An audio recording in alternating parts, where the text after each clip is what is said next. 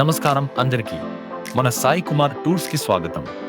Nepal యాత్రా day 9కి స్వాగతం. ఈరోజు ఉదయం మేము రక్సౌల్లోని ఆర్ఎస్ హోటల్ నుండి చెక్ అవుట్ చేసి దర్భంగా ఎయిర్పోర్ట్ వైపు మా తిరుగు ప్రయాణాన్ని ప్రారంభించాము. ప్రయాణం మధ్యలో ముజఫర్పూర్ నగరం గుండా ప్రయాణించాము. ఈ ప్రాంతం భారతదేశంలోనే అత్యంత ప్రసిద్ధి చెందిన లిచ్చి పండ్ల తోటలకు పేరుగాంచింది.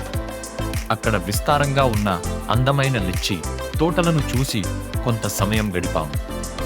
ప్రకృతి అందాలు, పచ్చని చెట్లు మా ప్రయాణాన్ని మరింత ఆహ్లాదకరంగా మార్చాయి. అనంతరం దర్భంగా ఎయిర్పోర్ట్కు చేరుకొని అక్కడి నుంచి మా విమాన ప్రయాణాన్ని ప్రారంభించాము. దర్భంగా ఎయిర్పోర్ట్, దర్భంగా వచ్చి హైదరాబాద్ ఇప్పుడు 2:50 ఫ్లైట్ ఉన్నాము.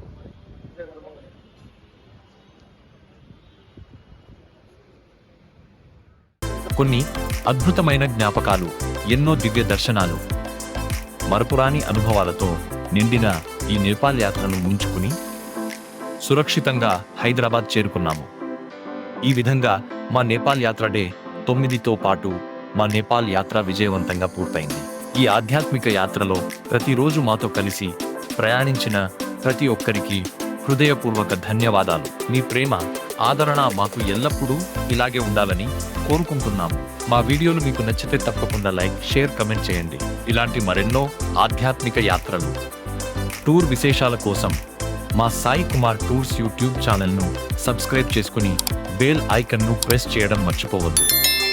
మళ్ళీ మరో అద్భుతమైన యాత్రతో త్వరలో కలుద్దాం. ధన్యవాదాలు.